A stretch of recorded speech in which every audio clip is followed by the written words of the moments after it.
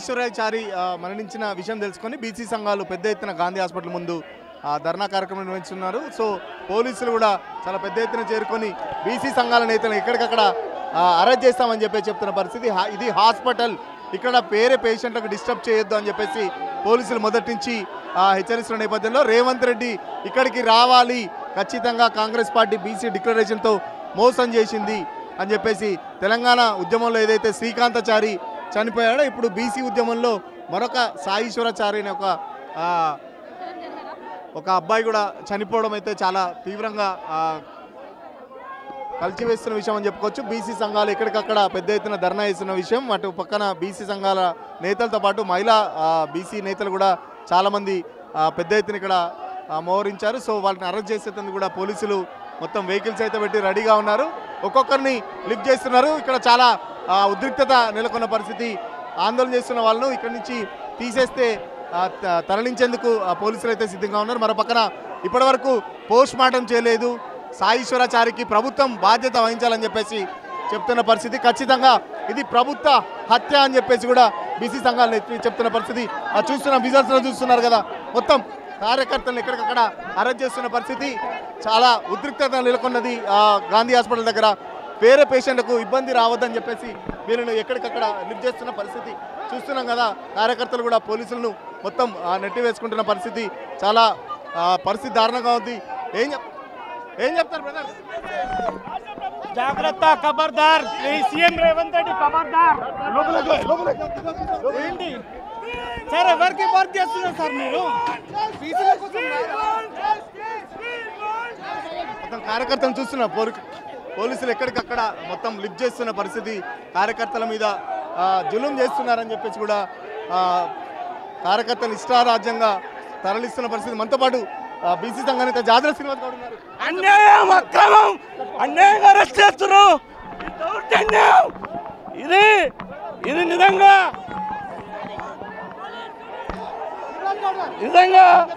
మా వాళ్ళు చావుకు కారణమైనటువంటి రిజర్వేషన్ అంతకుండా అక్రమంగా అన్యాయం చేస్తున్నారు, అరెస్ట్ చేస్తున్నారు. దుర్మార్గం.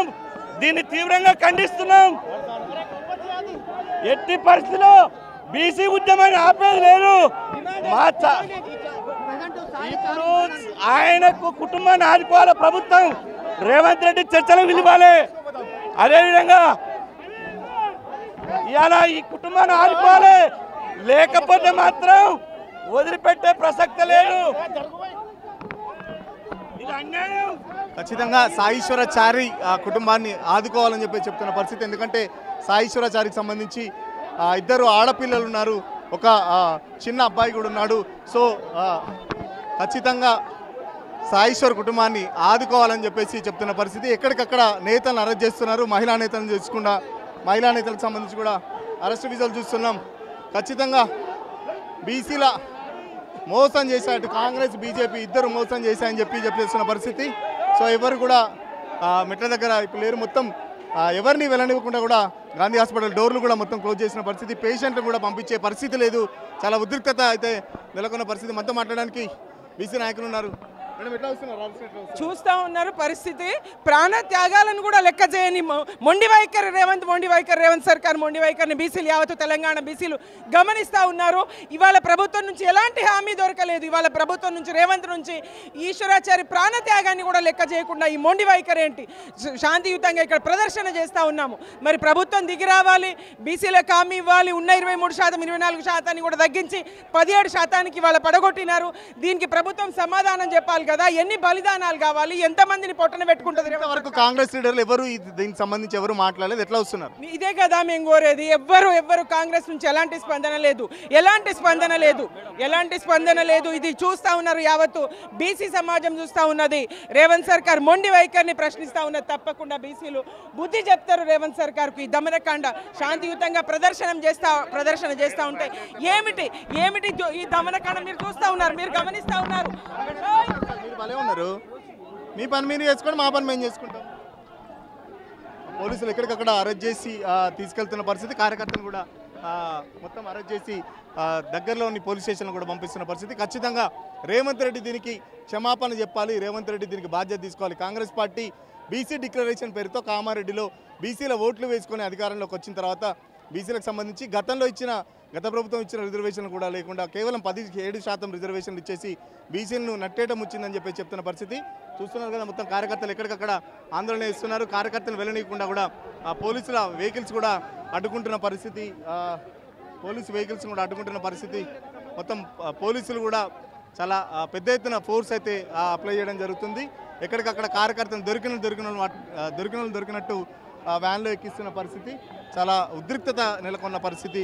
మరో పక్కన సాయిశ్వరాచారి కుటుంబానికి సంబంధించి ఆదుకోవాలి, ఖచ్చితంగా గవర్నమెంట్ సాయిశ్వర కుటుంబానికి అతనికి ఇల్లు కూడా లేదు, సొంత ఇల్లు కూడా లేదు, ఒక క్యాబ్ డ్రైవర్ పని చేసుకుంటూ సాయిశ్వర కుటుంబాన్ని పోషించుకుంటున్నాడు. సో ఖచ్చితంగా అప్పుడు తెలంగాణ ఉద్యమంలో కానీ ఇప్పుడు బీసీల ఉద్యమంలో కానీ బీసీలే బలిపశులుగా మారుతున్నారని చెప్పి చెప్తున్న పరిస్థితి. మేము ప్రాణత్యాగాలు చేస్తుంటే అగ్రవర్ణాలు అధికారంలోకి వస్తున్నారని చెప్పేసి కూడా బీసీలు మండిపడుతున్న పరిస్థితి చూస్తున్నారు కదా. మొత్తం చాలా పోలీసులు కూడా ఫోర్స్గా వెహికల్లో వాళ్ళని ఎక్కించుకొని అరెస్ట్ చేస్తున్న పరిస్థితి. ఎక్కడికక్కడ దగ్గర పోలీస్ స్టేషన్లో కూడా వీళ్ళని పంపించారు. ఈశ్వరాచారి అమరవీరుడు, ఆయన బీసీల కోసం ప్రాణమిచ్చిండు. ఆయన త్యాగం వృధా కాదు. ఎట్టి పరిస్థితుల్లో మేము పోరాటం ఆపం. బీసీ రిజర్వేషన్ వ్యతిరేకులైన కాంగ్రెస్ ను బీజేపీని బొందబెట్టే వరకు ఇవాళ ఉద్యమాన్ని ఆపే ప్రసక్తి లేదు. చాలా ప్రభుత్వానికి మానవత్వం లేదు, సిగ్గు ఎగ్గు లేదు. ప్రభుత్వాలకు దుర్మార్గమైనటువంటి ప్రభుత్వాలు.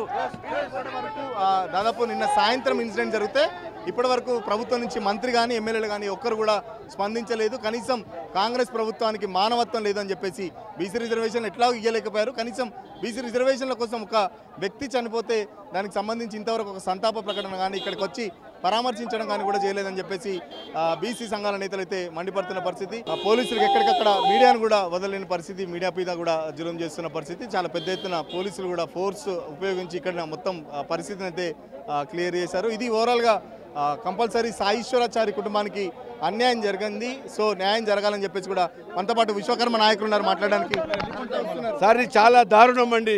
ఎందుకంటే ఒక రిజర్వేషన్ కోసము బీసీల కోసం పోరాటం చేసే మా తమ్ముడు చనిపోయాడు, మరి తెలంగాణ కోసం చనిపోయాడు. ఇలాంటి వ్యక్తులు చాలా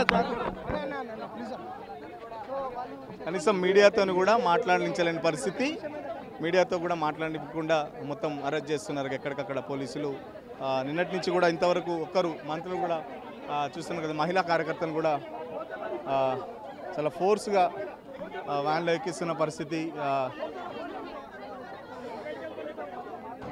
మేము కార్యకర్తలు కాదు, ఇక్కడ హాస్పిటల్కి వచ్చిన వాళ్ళని చెప్పినా కూడా పోలీసులు వినట్లేదని చెప్పేసి కొంతమంది చేస్తున్న పరిస్థితి. ఓవరాల్గా చూస్తుంటే ఈశ్వరాచారి మరణంతో బీసీ ఉద్యమం ఎటువైపు వెళ్తుందని చెప్పి చెప్తున్న పరిస్థితి. ఇప్పటికే తెలంగాణ ఉద్యమం తరహాలో బీసీ ఉద్యమాలు చేపడతామని చెప్పేసి ఇప్పటికే ప్రకటించినప్పటికీ సో మళ్ళీ తెలంగాణ ఉద్యమంలో ఏదైతే శ్రీకాంచారి తొలి అమరుడు అయ్యారో ఇక్కడ కూడా సేమ్ బీసీ ఉద్యమంలో సాయిశ్వరాచారి కూడా అమరుడవడం చాలా బాధాకరం అని చెప్పేసి. సో బీసీలు ఎట్టి పరిస్థితుల్లో ధైర్యం కోల్పోవద్దు, ఎవరు చావులకు ఆత్మ బలిదానాలు చేసుకోవద్దని చెప్పేసి బీసీ సంఘాలు కూడా చెప్తున్న పరిస్థితి. వీడియో జర్నలిస్ట్ సతీష్తో సురేష్, తొలి వెలుగు కోసం. అసలైన తొలి వెలుగు. ఫాలో వాట్సాప్ @తొలి వెలుగు అఫీషియల్.